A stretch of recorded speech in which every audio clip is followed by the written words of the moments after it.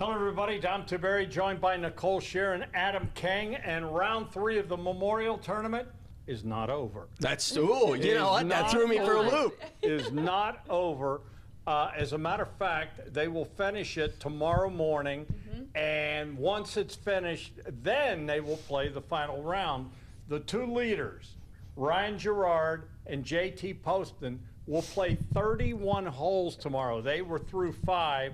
But we had storms hit up in the Dublin area like I haven't seen. You know, we all know that weather has been a part of this golf tournament, but the weather we saw here was absolutely amazing. A TV tower on number 10 went down. There's trees down everywhere. Hail. 15 was, I mean, just everything. Well, the first thing that I saw or thought about as I walked over to 16, saw the TV tower down. That's obviously got to get that back up. There's limbs down, but then you look at the bunkers. In like 16, the bunkers are so crucial. There's just limbs everywhere in those bunkers. I don't think that, you know, we often spotlight Chad Mark. He is one of the best superintendents in the entire country. He is going to be the face of this tournament tomorrow because I have no doubt he's going to get no sleep. They can't. The other thing is it's still storming out here, so they can't necessarily go attack this in the way that they want. I can't remember, Dom, growing up here. I've been through a lot of rain delays just as you have. I've never seen that out there. It certainly looks like a course that got hit by very gusty winds. Well, somebody said that we haven't been in a weather delay at the Memorial Tournament, I think, since 2021. I mean, it's kind of insane when you think about it, but you talk about it's just incredibly soaking, sopping wet out there. I was over at 9. There was literally a puddle of water everywhere you turned, I feel like. This is the ultimate test, not only for the pros, but Adam, you said it. I mean, for the whole grounds crew, having to make this look spotless come tomorrow. And they've done this over the years. Now, they redid this golf course several years ago to handle the water, and it drains much better than it used to. I remember several years ago where they tried to finish the tournament, and the course was simply too wet, and Greg Norman won it in a shortened tournament. We have seen it where they have had to come back and finish the tournament on Mondays. Tomorrow's going to be an endurance test. Now, the interesting thing is this course should stay pretty soft tomorrow. These are the best golfers in the world. If the wind is gone tomorrow, this could be shooting darts. It's going to be interesting. Right now, you got 2 guys leading the tournament, and Ryan Gerard and JT Poston. We know Poston is a winder because Jack Nicklaus talked today about how good he was playing in the wind yesterday. That, you know, he said he was playing a different course from everyone else because what he did was simply amazing. We're going to find out now tomorrow if he's a mutter. Well, I want to pull up the leaderboard here on my phone. I think it's really interesting. This tournament completely changed in the course of 3 hours because now those guys that were hoping, and I think I probably thought a little bit that the guys were going to come back to the pack. They're at 9 under, 8 under for Sam Burns. Eric Cole is at 6 under.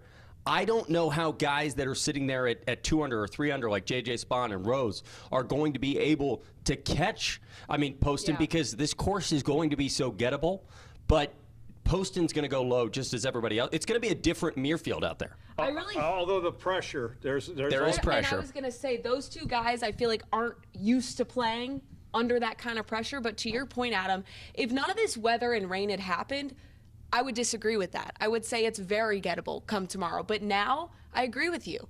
I don't know how these guys are going to catch up because this course, the ball's going to stick with the rain and the wet out there. I mean, the green's just going to absorb it. So it's going to be interesting. Scotty Scheffler had a round going. He's at what, 4 under? I believe he's 2 under right He now. hit the ball in the water on or 14. 1 under maybe. Yeah. But he was rolling. He was rolling. We'll he get birdied on 5 and 6, eagled on 7. He looked great on the front 9. We saw him birdie on 6 there, and it felt like he was rolling. It felt like the Scotty Scheffler we're used to seeing. The Scotty Scheffler, he is 2 under. Exactly. 2 under for the round, 1 under for the tournament. Okay, so he's 8 shots out. You don't get credit for picking the guy that's close. Let's be clear about that. Where's your guy? You don't get credit for picking the guy. Cam? Where's Cam? First of all, where's Cam? You don't get credit for picking the guy. I'm Where's just curious. Ludwig, by the way? With Ludwig and Cam, they had a rough round. I'll tell you this. It didn't go well for either of my guys, but that's okay. Did you guys pick JT Poston or Gerard? No, I don't think anybody in this building did. No. I think and if you find a guy that did, that's bring true. him to me. So the one question I want to ask both of you guys, what do you think the winning score is? Because the one thing that we don't talk about enough, and Dom, we've been out here and played this course, hitting the fairways doesn't always mean you're in the fairway. And Jack built these fairways at a slant. And the idea is if you hit up here, your ball, if it's Sunday and it's caking, could roll all the way under the rough, and then it's an added penalty shot. Now, these guys are going to be able to stick their ball in the fairway, more so even than the green, and I think that's going to change a lot. What do you? I think 12 under is the winning score. Really? You think it's that? I think it could get out to 14. I don't think it'll get that high. Mm-hmm. I think it'll be. I think it'll be 11 or 12 under. Because here's the thing you got to remember. There's a lot of pressure that's going to go with this now, and when you're leading the pack and when you're the guy, there's pressure. And these guys have to deal with that. And, they're going to play a lot of golf tomorrow, so it's going to be endurance. But it's going to be interesting.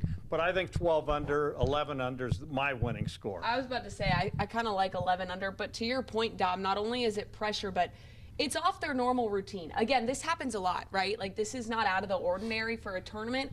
However, it's not typically how it's supposed to go. It's a lot of golf these guys are going to be playing, and it's out of their daily routine, and it happens to be two leaders who aren't necessarily used to that kind of pressure. Let me ask you this. Scotty Scheffler, does he have a 64 or a 65 in him?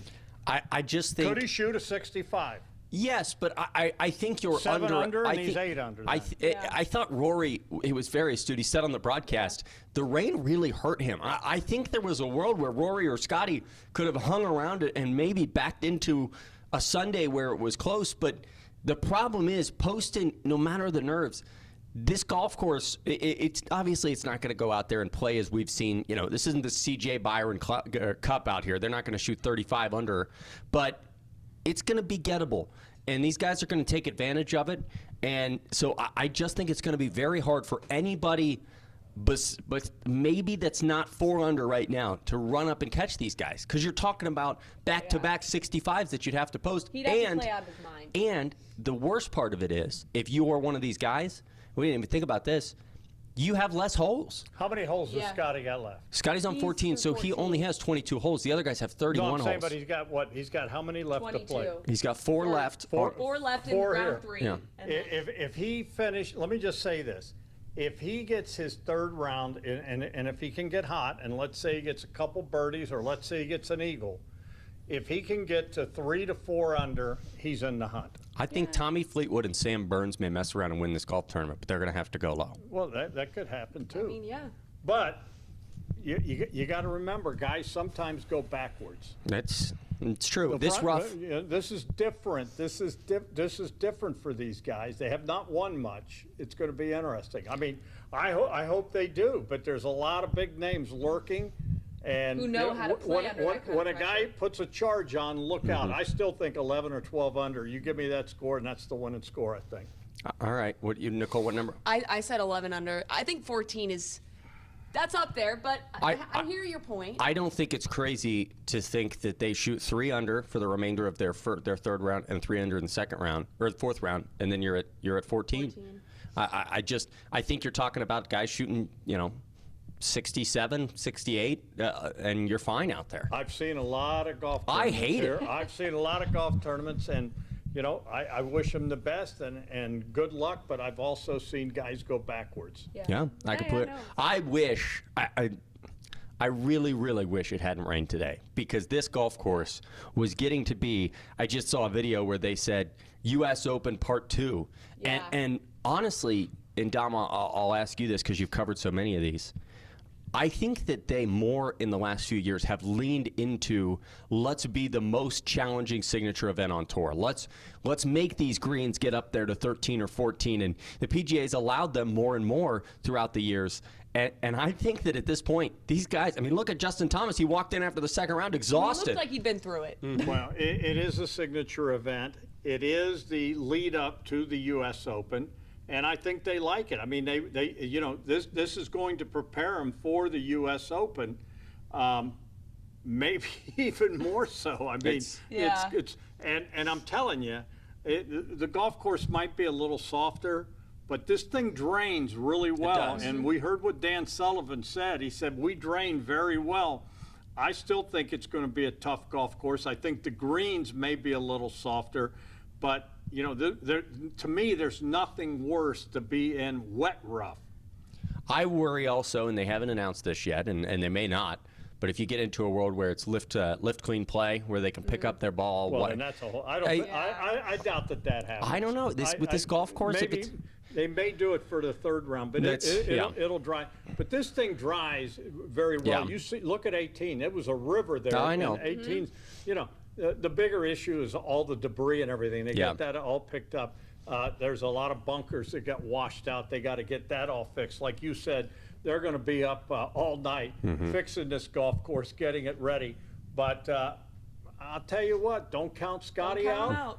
Don't count out Rory. Don't count anyone that is under par will have a shot tomorrow. Don't count Cam Young out. You know, I don't know about he's that, only buddy. +7. He's only +7. Anyone that is under par, I think, will have a shot. Cam Young already finished his third round.